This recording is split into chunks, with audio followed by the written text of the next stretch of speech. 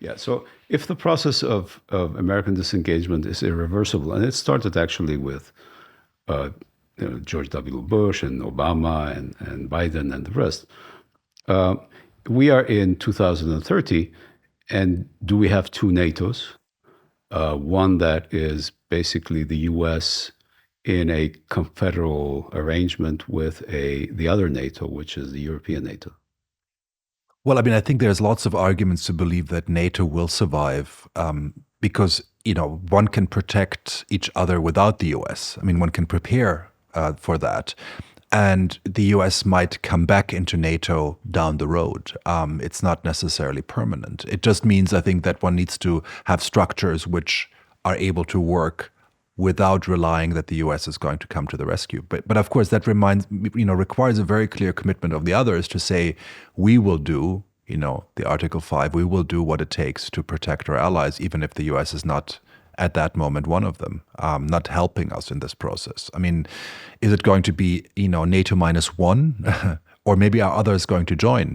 There could be other other partners in a security arrangement, whether it's called NATO or not, other, countries which are allied with Europe. I think in that sense, Europe has to look at more global allies. I mean, whether it's Australia or New Zealand or other countries, South Korea, Japan. I mean, there are other countries which also need security and where Europe has to have a global, in a certain way, perspective. Yeah. So you have to be, Europe is now at a challenge, or we are in 2030, and we see that in 2025, it was confronted with the challenge of suddenly being a global player, invited to be a global player, something it had wanted, but somehow did not do it so it is accidentally thrown upon the world stage.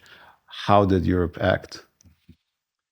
Well, if we're lucky, Europe acted understanding this role, which means cooperation. I mean, which means giving actually institutions the power to speak on the voice of Europeans, because we have, European institutions, the foreign and security chief, who often can't speak what they think or what they believe because countries stop them. And so do we need actually a new kind of intra-European coalition of the willing who work together and who are saying, we are willing to, we have to sideline those who are obstructing us, like Hungary, and we have to bring those in who are out but who are important, like Britain. I think that seems to be the reasonable way, to have a way that Europe can have a voice, because it's meaningless to have a voice when Europe's voice is saying we're concerned, we're worried. Then you don't need a voice. So then it's just the answering machine for, Henry Kissinger's famous "Who do I call when I want to call Europe?" Then, you just get an answer saying Europe is concerned, but that's not really taking care. So if you're lucky, you have a coalition of countries who say, listen, we need to have a single voice, we need to have a single defense, we need to back up what we're saying. And if there are others who don't want to play along, then, we're just going to sideline them. Yes, but from the perspective of 2025, lucky is not sufficient. You have to be very, very lucky, because at this stage, we don't have leadership that will move that way. Is it true? Not yet. No, absolutely. I mean, I think this has been, of course, the big worry in Europe for the last decades, that we don't have clear leadership, or those who have leadership have so many, like, French President Macron, who's tried to have some kind of leadership role, but has not been able to have the domestic backing. And this is, I think, in a good scenario of 2030, the far right will be tainted by the Trump experience and will become weaker, giving more space for leaders to take a role actively. And I mean, Britain has come back, not maybe to the EU, but to some European structure. And I think this, would be very helpful, also from defense perspective. And then having a stronger Germany, more assertive in its foreign policy, and France. I mean, those three could take a leadership position. To me, it incrementally looks like the 19th century, actually. The US is not on the scene, or doesn't want to be on the scene, although it is, evidently. Russia is a great power. And then Russia is in a situation, and Putin loves to be in the 19th century. And then Russia wants to correspond with a concert of European powers. Would we be heading in that direction if there's no urgency in enabling Europe actually to have its institutions?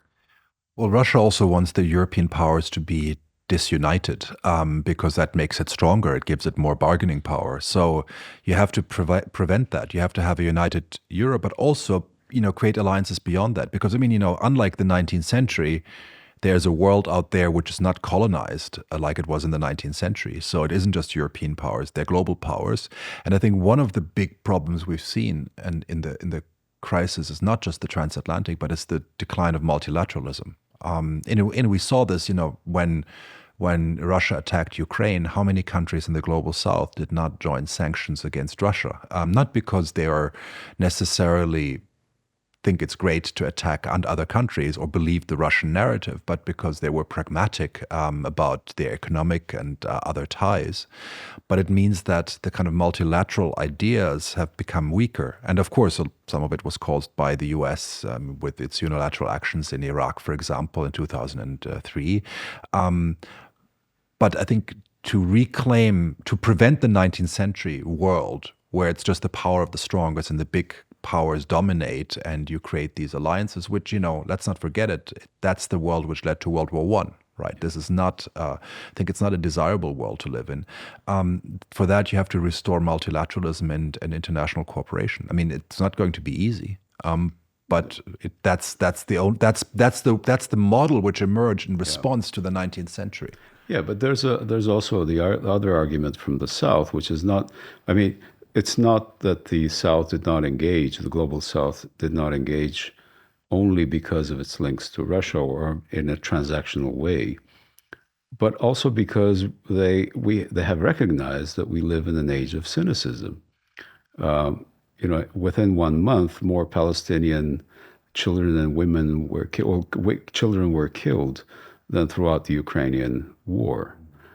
But that does not move the global North to say, wait, stop it. We can't have this, right? Absolutely.